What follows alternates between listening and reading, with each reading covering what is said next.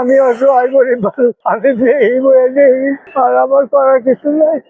কিশোরগঞ্জের বাজিতপুরে ৯৯ বছরের জন্য লিজ নেওয়া সরকারি খাস জমি প্রভাবশালীদের বিরুদ্ধে দখলের অভিযোগ উঠেছে।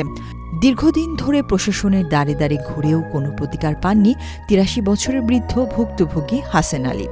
উপজেলার পিরিজপুর বাজার সংলগ্ন ওই জমিতে বর্তমানে চলছে পাকা দালান নির্মাণের কাজ। নিজের লিজ নেওয়া জমির সামনে অসহায়ের মতো বসে সবকিছু দেখছেন এই বৃদ্ধ, যার চোখে মুখে ফুটে উঠেছে হতাশা ও বঞ্চনার দীর্ঘশ্বাস।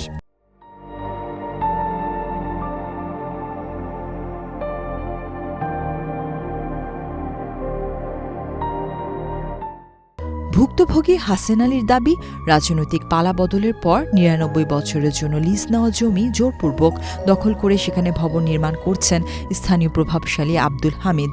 অভিযোগ করে তিনি বলেন, শুধু জমি দখলই নয়, স্থানীয় ভূমি অফিসকে প্রভাবিত করে অভিযুক্ত ব্যক্তি নিজের নামে নামজারি ও খারিজও করে নিয়েছেন। এ নিয়ে ইউনিয়ন উপজেলা ভূমি অফিস এবং জেলা প্রশাসকের কাছেও লিখিত অভিযোগ করেও কোনো প্রতিকার পাননি। আমি বিশ্বাস রাখি, কেন খারিজ হইল? আমার তো সরকার দিয়েছে, আমার এই সরকারের লোক কেন খারিজ করে? চেয়ারম্যানের কাছে গেলাম, একটা গুরুত্ব দেয় না, আমার কোনো অর্থ নাই দেখি আমার গুরুত্ব দেয় না, আমার কথার দাম দেয় না।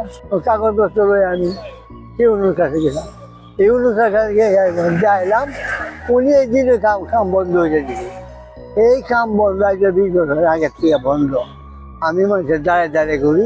হাসেন আলীর সরকারের কাছ থেকে জমি বন্দোবস্ত নেওয়ার কথা শুনেছেন স্থানীয়রা। এরপর অনেক বছর তিনি এ জমিতে একটা ঘর তুলেছিলেন। হঠাৎ করে ঘরটি জোর করে ভেঙে দিয়ে হামিদ নামে এক লোক ভবন নির্মাণ শুরু করেছে।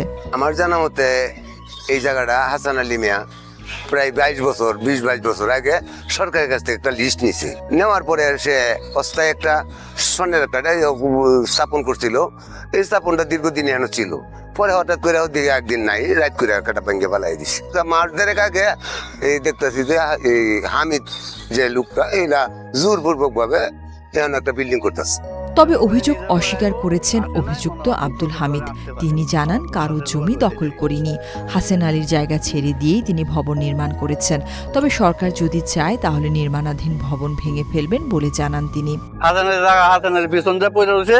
হ্যাঁ, এটা এই ওয়ালের বুক দেয় মানে ৩০০ জন জায়গা আলাদা হয়ে রয়েছে। এটা আমি যাই নাই, না ভাইছিল বলছিল যে না এই জায়গাটা এলা বুঝে নিবো। মাপার আগে আপনি বিল্ডিং করে না মাপটা তো আমি তো আগে মাপটা দিয়ে ওই বিল্ডিং করতেছি।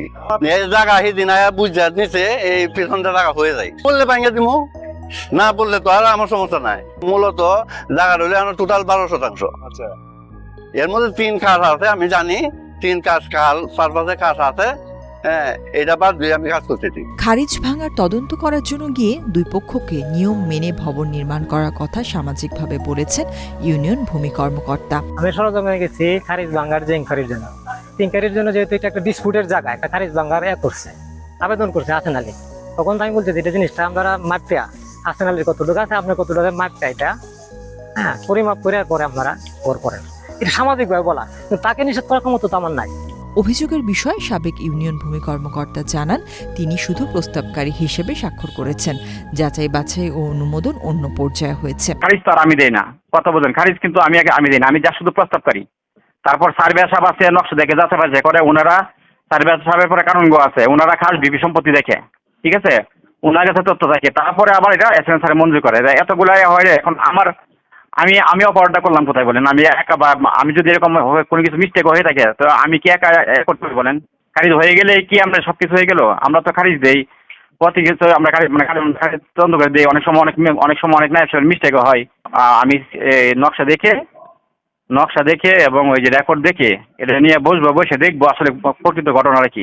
বিষয়টি তদন্ত করে প্রয়োজনীয় ব্যবস্থা নেওয়ার কথা জানিয়েছেন উপজেলা নির্বাহী কর্মকর্তা। সরেজমিনে আপনারা যে বিষয়টা অভিযোগ এনেছেন যে বন্দোবস্তের জায়গায় অর্থাৎ সরকারি জায়গায় বিল্ডিং বা স্থাপনা নির্মাণের বিষয়, এই ব্যাপারে আমরা ইউনিয়ন ভূমি সহকারী কর্মকর্তা পিরোজপুরের সাথে কথা বলেছি এবং তাকে বলেছি যে সরেজমিন পরিদর্শন পূর্বক বিষয়টা কি তা খতিয়ে দেখার জন্য এবং আইনবিধি মোতাবেক প্রতিবেদন দাখিল করার জন্য। ইনশাআল্লাহ আমরা প্রতিবেদন আবেদন প্রাপ্তির পর আইনগত বিধি মোতাবেক পরবর্তী ব্যবস্থা নিব। প্রশাসনের নির্দেশনার পরও কার্যকর ব্যবস্থা না হওয়ায় হতাশ ভুক্তভোগীর পরিবার ও স্থানীয়রা।